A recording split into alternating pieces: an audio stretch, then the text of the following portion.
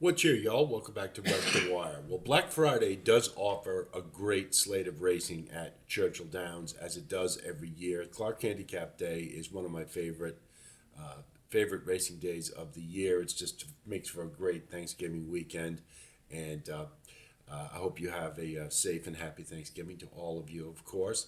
But let's talk about Friday's races, and the first we're going to talk about is the Mrs. Revere. It's a Grade 2, 10th race on the card, run at a mile and a 16th on the turf for 3-year-old fillies. So this is one of those last 3-year-old only races. And of course, what we look for is we're looking for progression. And particularly later in the year, we want to see what 3-year-olds are moving forward, what 3-year-olds are status quo, and what ones are moving backward. And that's certainly the key,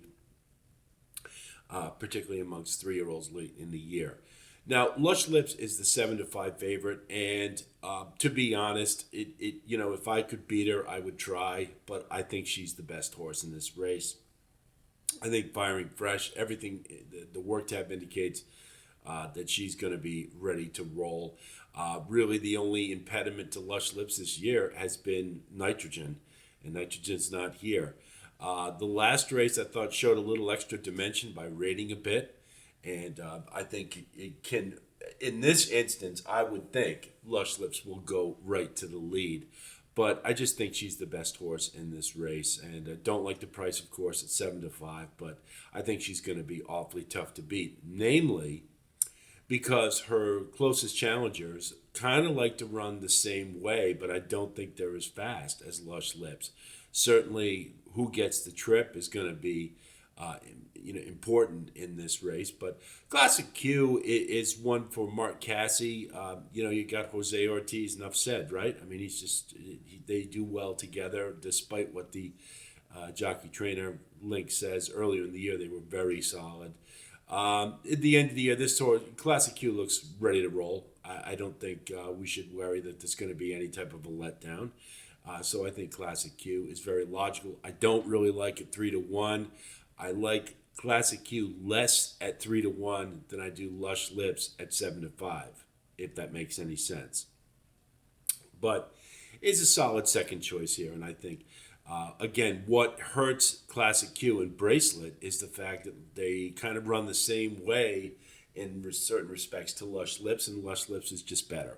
So for that reason, I would kind of prefer a horse coming off the pace in this race to offer value and perhaps upset the apple cart. And I think something about her might be that horse. This one is, I think, progressing nicely. And, just there's a lot of good things about something about her. Pardon the pun there. But Brendan Walsh doesn't have Tyler Gaffleone aboard, but that's all right. I think this one is still in good form. And I would, I think is from a horse coming off the pace, which may be the place to be because of the prominent runners being all up amongst the leaders. So something about her for the value, I think, makes a lot of sense. And I think this is a horse who maybe has another step forward in her. So definitely one to use. Now, Bracelet for Brad Cox hasn't done anything wrong. And I did like the last race. Was a solid one, drew off nicely. And at 10-1, I think offers some excellent value. You don't get Brad Cox at that type of price too often. There's nothing to indicate to me that Bracelet won't run her race. The problem is, as I mentioned, I think just Lush Lips is better. I would kind of take Bracelet over Classic Q a little bit because there is some upside there. But because they run similar styles, I think Bracelet may be at a little bit of a disadvantage. But I think it's certainly one you can use because this is a horse that is progressing. Now, I'm going to throw Pretty Picture in there as one to use underneath for Chad Brown. This one's lightly raced, and as we know with Chad Browns, they can improve rapidly in one start. The last race wasn't too bad. It was a pretty good close. Showed some good kick in the stretch, while being no match for Ready for Candy or even Fast Market. The problem is that I didn't like the fact that Pretty Picture was so slow early on. The fractions were slow, and Pretty Picture was nowhere near that. That's fine. She runs off the pace, but I don't imagine how quick they're going to be here, with especially with Lush Lips on the lead. So, uh, Pretty Picture, and moreover, I'm not sure it's fast enough yet, but one in the future perhaps to think about. I'm just going to mention In the Stars for Cherie DeVoe. Oh no, I'm sorry.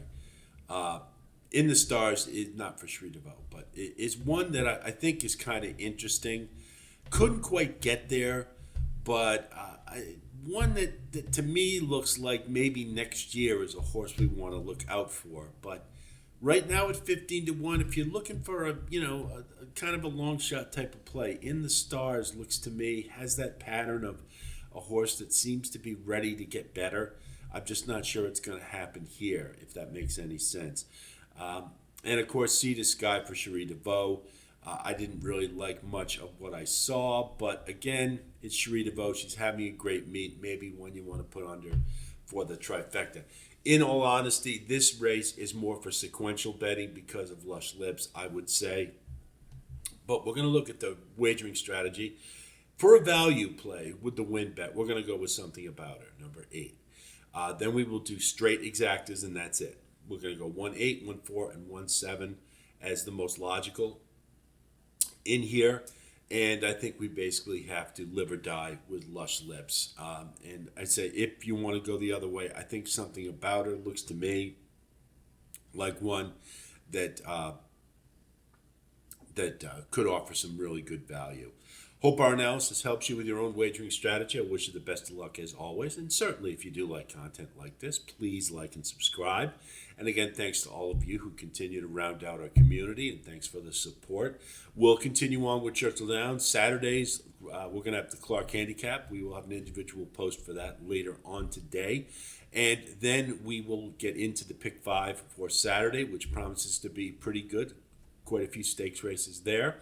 So Churchill Downs is definitely the place to be this weekend, and we will have full coverage of it. So that's it from here. I'll talk to you soon, and until then, be well.